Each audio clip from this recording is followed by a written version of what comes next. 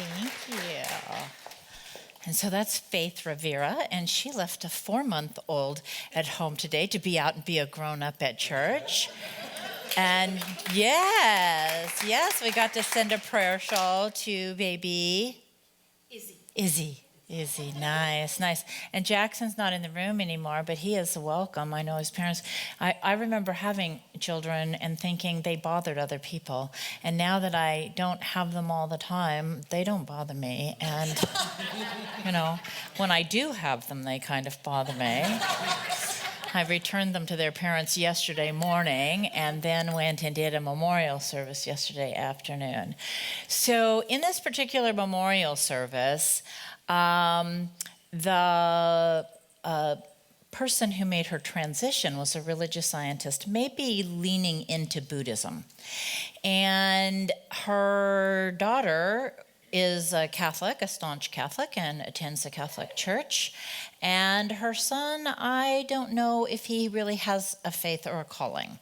And neither of her children had ever attended any of the services that I have ever done, nor any other services. So her daughter, probably in her 50s, decided, Diane passed, I think, the 8th of December. So between the 8th and yesterday, her daughter read the Science of Mind text, and she pulled out of it what she wanted me to talk about.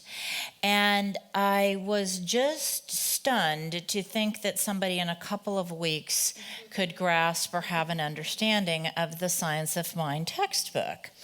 And as I read the thing itself, which is the introductory chapter, I thought, oh, that poor woman wading through this material trying to find something. And she had 3 things that she wanted me to do with our philosophy. She wanted me to educate the people who were present in 15 or 20 minutes. And she wanted me to give the people present some comfort, peace, and solace in their sadness and loss. So that is a very tall order. First of all, you really can't comfort anybody in their grieving the loss of a loved one. We lose our loved ones. In this philosophy, we do have a perspective that helps if we're really grounded in these teachings.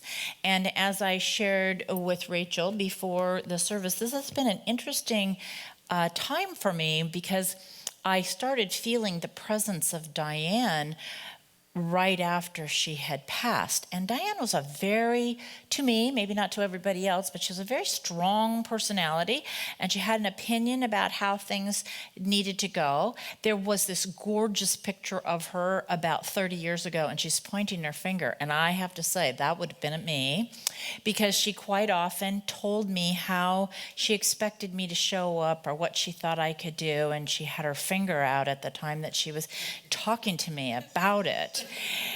And what she was saying to me in all the time that she walked the planet and I knew her was to stand up and really step into being myself, step into strength of speaking religious science or New Thought teaching, to have courage about the way, and she was a great recruiter to our church. And it was always, and so right away when she passed, so part of the issue was that the traditions of a Catholic and the way that a Catholic would handle the remains of somebody is very different than the way that we would. So her daughter wanted to know how we would do things. However, her daughter did things the way that she would do things. So there was actually a viewing. I don't go to very many viewings because that's not our tradition.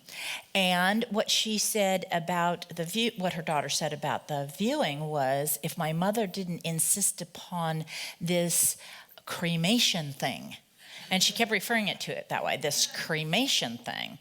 So knowing that Diane would say to me, if she was in form, I just got you 70 or 80 people, you better preach. You better tell them the truth, because this is maybe the only chance that they'll ever get through me of hearing the truth that I believe. So I started getting this, and I have big opinion, about when I go to a memorial service. I went to one that was a passing of a young man. He was 18, and it was in a Presbyterian church, and the minister didn't know him, and the minister spent 1 hour teaching us their perspective, their philosophy, their way of looking at things, and didn't say anything about the person passing. My way of doing a memorial service is to memorialize the person, and I normally keep my theology and philosophy to myself. That's not the right place. And whether the person passing is a religious scientist or not, the people who come, memorial services are for the living.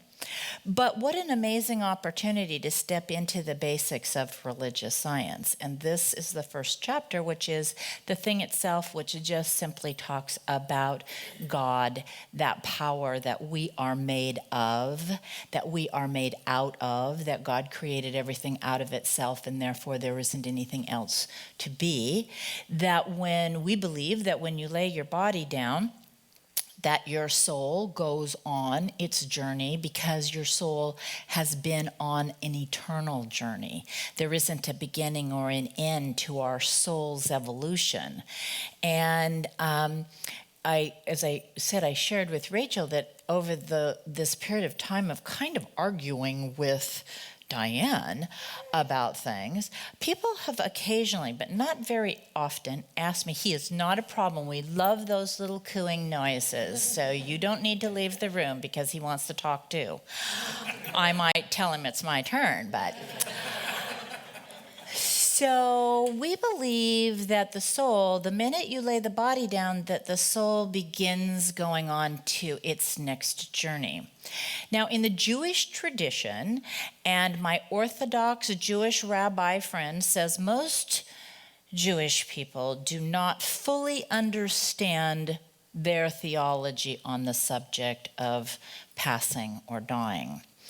He said that the family prays the Kaddish, which is a prayer for the person who's passed for 1 year. And at the end of the year, then they set the headstone on the grave. So I have been to Hillcrest. I have done Jewish they actually the Catholics won't let me do a service in a Catholic church, but Hillcrest, which is a Jewish cemetery, allowed me to go into the chapel and do the service, and they also allowed me to go back a year later and set the headstone. So that was how I was curious about what they believe. The Kaddish is the prayer that you pray for the person who's passed, and you pray for a year, and you pray that that person looks over their life and decides whether or not to ascend or whether to reincarnate and come back and do it again. So I sort of tongue-in-cheekly began to say, hell might be reincarnation. Heaven might be ascension. Okay, Rachel and I decided we got it, so we're ready for whatever's next. But it's what you believe. In this teaching, there is no doctrine on life after death. I don't actually believe that there's any doctrine on cremation. I don't believe there's any doctrine on viewing. I believe that that is pretty much held in what is right for each one of us. So while I was very much at a service for somebody who probably would not have wanted that kind of service, her family did an amazing job and really quite a tribute to her. I don't know if she believes in reincarnation or if she believes in ascension. So in our teaching, we have no doctrine about that. We don't say there's a right way and a wrong way. Actually, I love that quote that is from Hamlet, from Shakespeare. There is nothing either good or bad, but thinking makes it so. There is nothing either good or bad. So my story on that one is the story of one of my congregants' daughter calling her and saying, Mom, I've got some bad news. And I want you to sit down. I've got to tell you something. So she sits down. Her daughter says, I have cancer. Her mother gasps, starts to weep. My daughter had melanoma. I know exactly that feeling of, oh my God, I can't believe this is happening to us. And the mother starting to cry. The daughter said, wait a minute. I didn't think that this was good or bad until we made it something. And so that is a very strong part of our doctrine, of our belief, that our reaction, our response to how life shows up makes it what it is. Now, there was a story of a speaker who went around for about 30 years and told the story of his healing. And he was a guest speaker. He went to a lot of different churches, and everywhere he went, he told the story of his healing, this miraculous healing that he had had. And he'd always told it as if he had the formula. He had the key. He knew that if you did what he did, you too could heal your body of absolutely anything. To the point where I said towards the end, if you don't have a new story, if you don't have a practical application, I'm really not interested. Now, I can sit before a minister who can preach, or I can listen to even Ernest Holmes on some of his, because you can get Ernest Holmes in a YouTube clip now and see him, and they called it eloquentia, something like that. And he'd stand there like this, and he would just talk and talk and talk and talk. I mean, like an hour of basic religious science. Well, that feels a little to me like Lisa learning the basics of the science of mind in a couple of weeks, reading through the text. I want to know, how does it work? I want to know your story of hope and possibility. I want to know where you plugged it into your life and it made a difference to you. So for me, it's not something that happened 10 years ago or 3,000 or 2,000 years ago. It's something that needs to show up in my everyday life, and it's a way that I respond differently to how life comes down. It's that I look at life with an I can do it. I heard recently from a congregant, I just give up. I just can't do it anymore. I'm like, well, you better watch out, because if you can't do it, it's going to keep coming at you at a volume and a pace that could be unbearable, hard to deal with. The attitude of I can do it. I can do it. So one of the longest running research programs in the world today is the 75-year research program out of Harvard following 750 men. They took half of the group of men were Harvard graduates, and half of the group of men were Boston boys. And they were all about the age of 18 in the 1930s when they began to track them. And what they said to both of these groups of young men was, what do you think will make you happy? What do you have to have in life in order to be happy?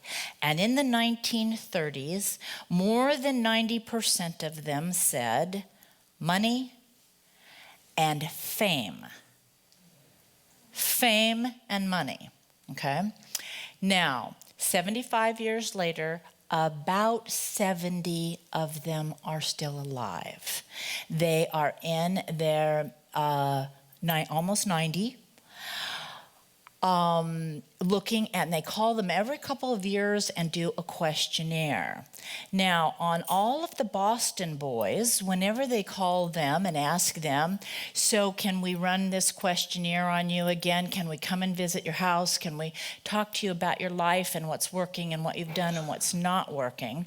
And we are on the fourth researcher over 75 years. So it's passed off because the scientists have to be equally as interested in order to keep a project like this running. So the Boston boys all say, why are you so interested in me? My life is not that fascinating. Why do you still want to know? The Harvard boys, of course, never said that. They never said they weren't interesting. They never said their lives weren't interesting. Over the course, it was all men. And of course, today we know, particularly with some health issues, that that would not be a really well-rounded research project. Over time, the women began to ask, aren't you interested in us, or don't you care about what we have to say? And science today says that the brain significance between a male and a female is not even in math. Research today is showing that there are differences in a male and female brain, but not in its functionability or its interest. That is not true. So now we've got 70 of these 750 men left, and they will tell you it's not money. And it's not fame, it's relationship. It's relationship. People who have less health challenges have more relationships. They have found that loneliness actually can kill you. If your relationships are challenging, that isn't a part of it. Because, the elderly couple who've been married for 60 years, and you say, what's the secret to your success? They'll tell you it's letting a lot of the crap go. Just letting it go.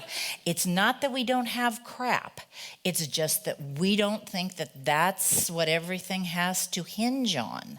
So even relationships that are challenging, even relationships, so you take an elderly couple who quarrel all the time, bicker, quarrel, don't get along, they're still healthier, they're still happier, they're still more high functioning, they're still driving their cars, they're still cooking meals, because they have stayed in relationships.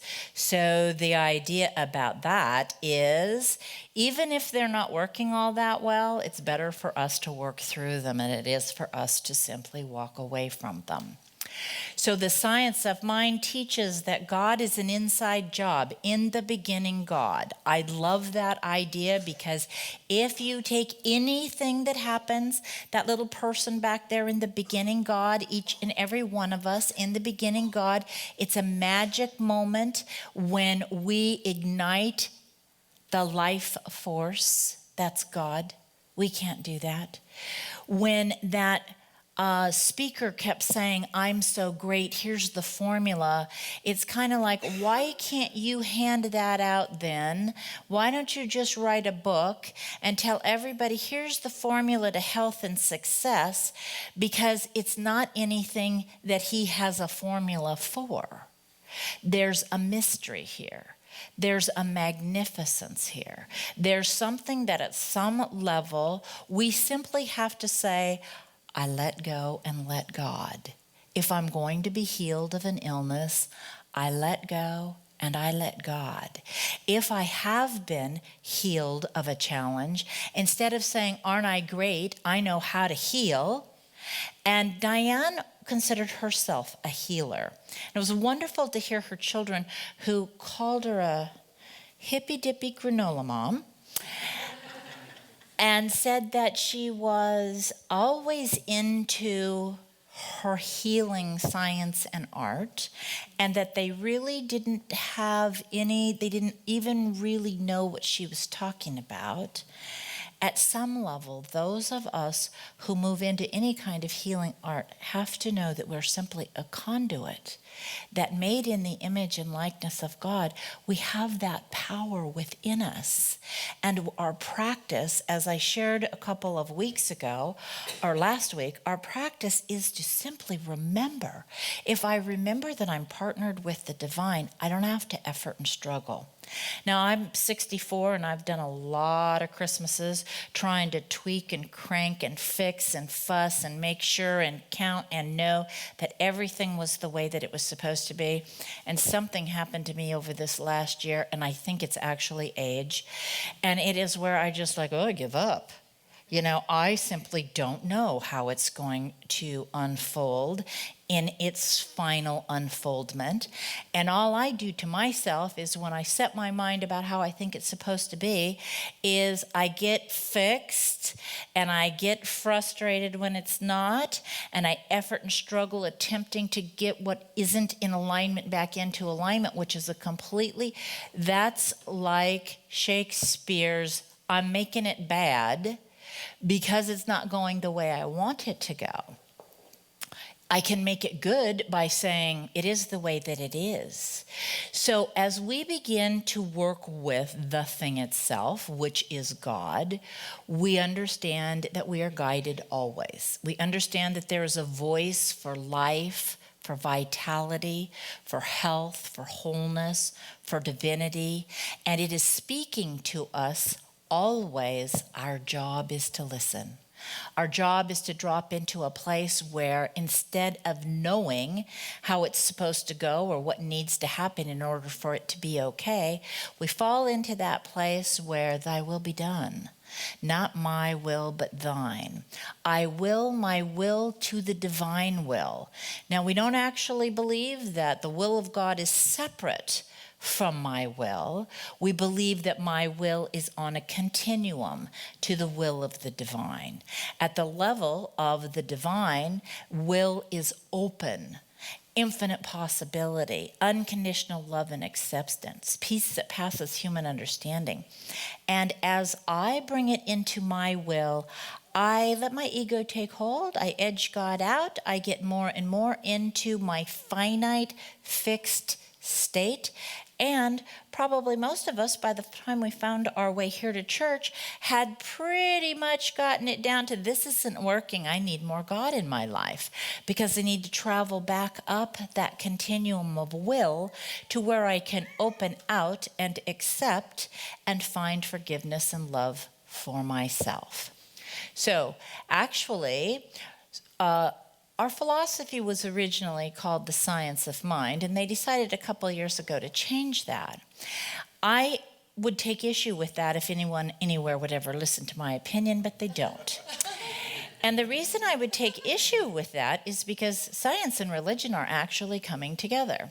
So the idea that we use 10%, so I would say that in the thing itself, we're talking about consciousness. And if you look up consciousness on the internet, you'll get a whole bunch of gobbledygook that will assure you that it's okay that you don't fully understand what that word means, because clearly no one else does either. Now, science has been working really hard at figuring out what consciousness is, and they can't get any closer to it than we can. However, they can come up with some really interesting ideas, like 10% of the human brain is neurons that actually think, and 90% of the human brain is gallia, which is the Greek word for glue, and it means the gook that holds it all together. So when we say we only think with 10% of our brain, science is now saying, woohoo, don't know how you all figured that out, but it is actually the truth. You do only think with about 10% of your brain. Now, the other part of your brain, they have no idea how it does this. It's storing information. It's storing, it's gathering, it's storing. It's not storing correct information. It's storing information that has your purview of life on it. If you labeled it good or bad, it's stored in those files. So most of us would have a good file that might be about this thick, over here. And most of us probably have a it's bad file that is so big that it's unwieldy. We can hardly move it around. Now, again, they're very soon going to find out that the brain is more interested in what doesn't work. If you look at a computer cannot learn from what works, and the computer is manufactured after the human brain. It can only learn from its mistakes. The human brain learns from its errors. Now, we don't say, one of my grandchildren over the last few days said to me, well, I gave one a knitting thing. Okay, I gave one a magic set, the 10-year-olds, give them a magic set and a knitting thing, because that would keep people busy during the event. And everybody was like stunned that I could actually wrap my head around that worked. We had one person doing magic all through the events and the other person sewing. But when the person sewing made a mistake at age 10, she said to me, what do you expect from me, Granny? I've never done this before. Now, what a different way to look at our errors than I'm supposed to do everything right. And when she made an error in the knitting, you could see a hole as she went down, and I would say, do you want to go back and fix that? And she said, nope, this is the first purse I've ever made, and when I see that hole, I'm going to say, that was how I was learning to sew a purse. I said, yes. Okay? Then the 7-year-old still had a little bit more frustration about when they're missing the mark. Because most of us look at life and think, I'm supposed to already know how to do that, instead of, I'm not a human done, I'm a human being. And in being human, I can continue to grow and learn and evolve all my life. Now, growth mindset is different than a fixed mindset, and most of us flip back and forth. If you say that you are growth-minded, then you believe that you can learn something. If you say you are fixed-minded, then you say that you came with the capacity or the attribute to do that. So I'm fixed-minded when I see Faith play music because I don't innately have that talent. So I don't try. So what I say to myself is, I can't do that. I didn't come with that gift, and so I don't try. If I'm growth-minded, where religious science, where new thought, where brain science is concerned, I'm voracious in my putting in my following the path of what is research discovering. However, most growth-minded people teach children to be fixed-minded because our culture is so steeped in that fixed-mindedness. When I found my way to New Thought, and they first started to talk about God being an inside job, God guiding, inspiring, and raising me and praising me, there was the huge task of forgiving myself for the past. There was the huge task of accepting that if God so loved me, that it created me out of itself, that I was being disrespectful to God if I was angry or discouraged with myself. And yet, I want to think that I could teach growth-mindedness, and the way that our culture is we teach fixed-mindedness, that you have to already know how to do something. Very difficult to watch every word you say, and yet, like our song said, if you want to know, or Tony said, if you want to know how you see the world, pay attention to what comes out of your mouth. The difference between it being good and bad. Life just is. The most empowering part of New Thought is life just is. Life just is. God so loved the world that God created it and is loving the experience and the expression in it, is loving each one of us through it, and it is ours to discover how to be here in a way that allows us to be at peace, to be loving, to be interested in others, to forgive ourselves of whatever has happened in the past, and to accept God in us, the mind. It's one mind. So we can choose which mind to think with. We can choose the mind of love and compassion, wisdom and understanding, or we can choose the mind that says, it's a bad thing and it's not working. Most of us have a little of both. And there in that is the journey of understanding love, compassion, and understanding. The science of mind is an intense way of thinking. And he says over and over again, it's simple if you practice, but it's not an easy practice. The practice is to give love. The practice is to say thank you. The practice is to recognize always that the divine is an inside job. Next couple of weeks will be all about more of the same. We are very blessed. I will be away the last Sunday of this month. Reverend Peggy Price will be our guest speaker on the last Sunday of this month. What a blessing. So as we move out and open gratitude and acceptance, the world can't give us enough. God bless you for choosing church.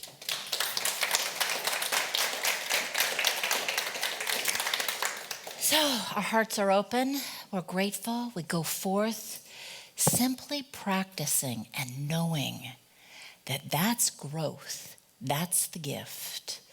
New thought is a new idea about our lives, and the science of mind reminds us it's done unto us as we believe. If we believe that life is a blessing and that the people that are peopling our lives are gifts, then we rise up in infinite possibility and see with clarity and compassion and peace. If we walk down deep, low, into the trauma and the drama, it's there. We can immerse ourselves in it. The human condition can feel heavy and fraught with challenge, and it's our choice. We are in relationship with a loving God that says no matter how you walk through life, you are my most precious being. I am well pleased with you. I celebrate your existence. I invite you to do the same. As we rise up with spirit, we are in gratitude and peace. We understand that the world is a blessing, and we go forth in gratitude. Thank you, God. It's good all the time, and so it is. Amen.